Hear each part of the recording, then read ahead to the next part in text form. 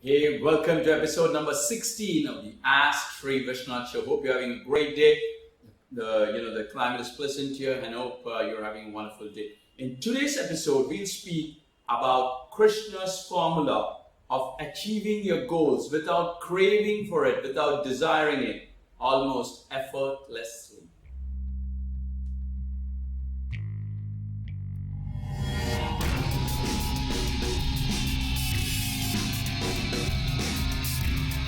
You ask questions and I answer them. This is the Ask Sri Vishwanath show. Alright, so today's question is from Jody Walker. Jody is from Australia. He's a great friend, and he is doing really fantastic things, and he's a genuine spiritual seeker. And Jody, I really want to thank you for this question. So the question goes, how can we get, have and do what we want in life without desiring it? Desire seems to be rajasic according to Krishna. What is the sattvic way of getting what we want in life? I've been struggling with this for a long time. And so I want to achieve great things, but I don't want to create bondage. What is the secret system? Is there a Krishna science to achieving what you want in life the correct way without having desire and attachment? Or is it just fool's play? And so this is a wonderful question. I can't do justice in this short episode of 8 to 10 minutes. It's a full-blown, module. We have lots of, courses, Jody, but let's, do whatever we can to, achieve good insights in this short duration. So the first thing I would like to say is, I'd like to take you back to the last verse of Bhagavad Gita, where Krishna says to Arjuna, "Have you, O Arjuna, with concentrated mind, listened to this conversation? Has your confusion wrought with ignorance been dispelled?" Now this is the last verse, that is after 18 chapters, almost like 700 verses. Krishna says his last verse is, he asks Arjuna, "Have you, Arjuna, with concentrated mind listened to this? Has your confusion wrought with ignorance been dispelled?" And so, one of the most important words here is, Krishna says, has your confusion. You see, whatever we do, whenever we are confused, like we don't know whether to act or enact, we go into a thinking mode, and that's a very dangerous situation. So Krishna says, all confusion is caused because of ignorance. Not because of knowledge, because of ignorance. And it defines ignorance as transformation. You see, transformation of the three consciousness, the sattvic, rajasic and tamasic, on the heart of the consciousness. So ignorance is a transformation on the heart of the consciousness, which sort of like blocks your thought process, and it sort of like puts you in this mode of thinking. Okay? And when thinking starts, confusion follows. Okay? This is very important. So what happens when there's a transformation? You see, when the transformation is sort of like reaction, and we'll come to that. So when transformation happens, awareness drops. You see, Arjuna at the start, he was confused. And so his awareness had dropped. Why? Because there's a transformation. You see, sattvic, rajasic and tamasic is like the horses. They sort of like come in between, and it's like they cover the heart of the consciousness. So it's very important that whenever we ask any question, whenever there's confusion of anything in life, whether it's a spiritual question or in life, anything, we should know that there is a transformation which has happened on the heart of a consciousness, which is blocking the light. And that is why, there is this question which is sort of like, wants to get into the light, but at the same time, is facing darkness because the awareness is dropped. So the first step which Krishna says is, and which Krishna tells to Arjuna, is immersion. Immersion means spend your first 15 minutes, 30 minutes, 1 hour, depending on how much you want to make an impact and at what level you are. Immerse yourself into the knowledge of consciousness. This is step 1, because you got to get your awareness back to order. You see, before we answer any question, we got to be positioned in a very strong point. Before we even think of anything, what to do or not to do, we got to bring our awareness back to its original place. So it's like, let's say this is a paper and it goes here. This is not the right place. So I have to bring it back and put it here. So awareness keeps dropping, we again bring it back. It keeps dropping, we have to again bring it back. That's a continuous thing, and that's called yoga or whatever. And who does it? We have to do it because we are not completely enlightened, keeps dropping. So the first thing is immersion. And in immersion, this is a very wonderful thing. I would suggest you, Jody, that you just focus on one verse of Bhagavad Gita. And the verse I would suggest you do is, you do this verse: of him the weapons cannot cut, fire cannot burn, water cannot wet, air cannot dry. The self cannot be cutted, dried, burnt or wetted. Simply meditate on this verse.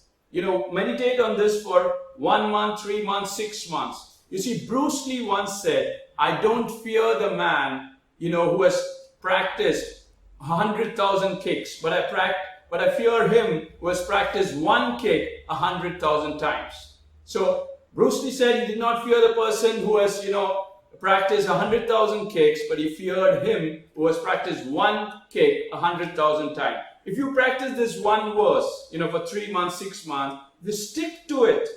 It will be complete immersion. You can meditate on this verse, and this verse, you can meditate in the form of Krishna, and you can completely immerse itself on this verse. And if you do it just 15 minutes with complete devotion, that will be total immersion.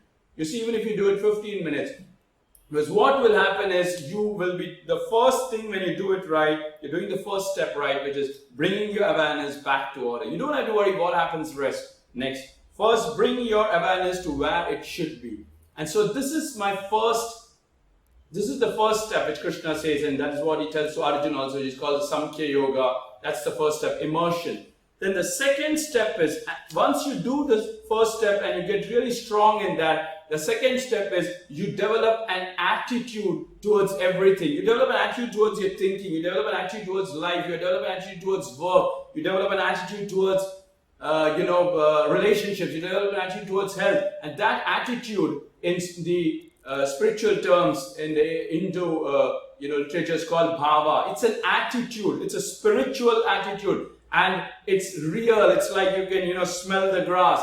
It's an attitude. And what happens in this attitude is, now this attitude is really wonderful, Jody, because in this attitude, what happens is you develop the bhava, the attitude. And let me give you a very good example of this. What happens when you do the complete immersion? You see, take the example of a film. In film, you're handed out a script, right? And so you have to follow the script. And then as you're acting, you can do two things, right? You can act the script, right? As well as you can react to whatever role you're given. So some actor would say that, as they handle the script, they say, I wish, I could be given better role. I don't think this role is destined for me. I think I need a better role, and on and on and on. So all these things are called as reaction, right? And whenever you act on the film, like, because the script is running, like you have, the director says light, start, and so you have to act. And so whatever you do on the film, it's like you're doing two things. You're acting and reacting. And so this is very important. When you develop this bhava attitude, you will distinguish between action and reaction. You see, what Krishna says is, with the senses controlled, mind control, he, that means a jiva, who commences the yoga of action, which is called dharma, with the organs of action, with the mind body, he is said to be sattvic, and he will sort of like win this race. He is a real yogi. So what is this attitude? This attitude is, what is action? In a movie, whenever you follow the script, there is a thought, action, and event. So thoughts are wonderful because they move you forward. You see, action moves you forward. A thought, action, event. But as you're doing that, you also do this reaction, which is thinking, right? Like, this role is not good for me. I wish I could be in different ways. Oh, wish I could have this person. I wish I could have this a person who could help me. I wish I could have this money. And all that is a reaction. This reaction is what Krishna says causes attachment, bondage, and it is the cause of all our transformation. You see, whenever you follow the script, there is a thought, action, and event. And so when you develop this immersion, you develop this attitude, you distinguish between action and reaction. And so you immediately understand that all this reaction which I'm doing on the sets is stupid. Because, I've been given the script, I've been given this role, this is what it is. So if I do it well, and then I can decide the calm mind, okay, what do I do in my next film? Or what do I do, with a calm mind? But if you sort of like react when you are acting inside, when you're inside that studio, it is sort of like foolishness. And so with good attitude, with good bhava, you distinguish between the action and reaction. And so I look upon the reaction, as you can meditate on this. It's like the three horses, Sattvic, Rasic, and Tamasic, and give it horns. It would be wonderful if we can get it horns. Meditate that you have this horns, and you always pull that back like a lever. You have to withdraw. As Krishna says, with the senses control, mind control, he means the jiva, who commences the yoga of action. The yoga of action is this. That means swift. It takes the script to event. It's called a yogi. Okay? So this is very important. After you do your immersion of that one verse, the second thing I would like you to do is meditate on this verse. The senses control. Krishna says, whenever you get into the field of action, the first thing you got to do is withdraw your senses, which is nothing but withdraw the horses, withdraw your reaction. When he says give up the fruits of work, it's not like, people are like misunderstanding and misinterpreting. He's distinguishing between action and reaction. He's saying, give up your reaction, give up your thinking. That is the first step when you move into the field of action. You act. So if an action requires that you do research. But research is not thinking. Thinking is reacting to whatever is happening.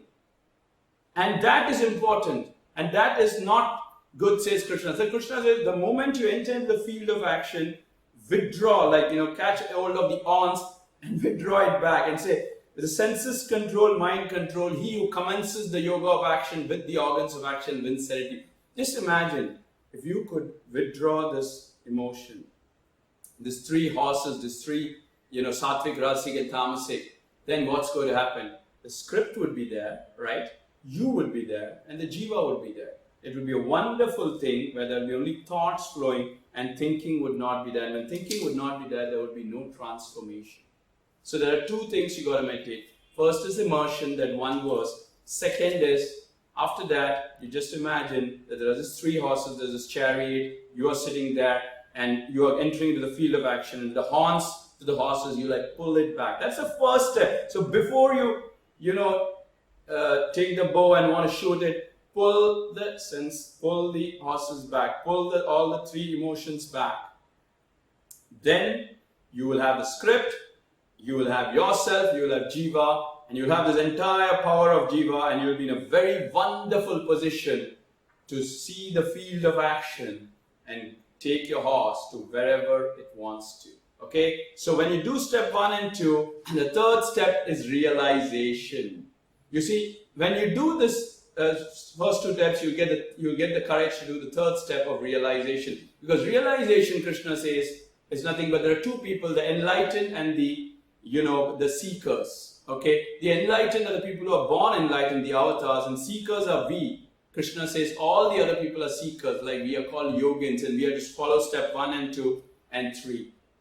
When you follow the step 1, 2, the third becomes very easy because you get into the realization mode. And Krishna says, he meaning the jiva, he who works, that means the script, he who works, giving up of the fruits of work, is a renouncer and not one who has renounced the household chores and is a non-worker. That which men call renunciation, O Arjuna, know that to be yoga. None indeed who has discarded all mental construction scales to the peak of yoga. So when you do the first two steps, you gain the power to attain to the peak of yoga. That means you unite with your consciousness and at the same time you carry out the script. How do you do that? Step 1 is you immerse. You get your awareness back to your order. Step 2 is you develop that attitude where you distinguish between thoughts and thinking, and you don't get into that mode. And when you do the first two steps, the third step becomes easy because you enter into the field of action by withdrawing your emotions, and so you like your actions like flow effortlessly, smoothly. So whatever you want, whatever is there in the script, you will come to know, and you will allow it. It will flow in easily, and you will work through your consciousness, not your mind, body, and intellect. And so there will be no bondage. All right, Jody. So, I want you to watch this video a couple of times because obviously there's a lot of philosophy. I packed almost like 3 hours into 10 or 15 minutes. But I hope this answers your question. You keep asking questions and I keep answering them.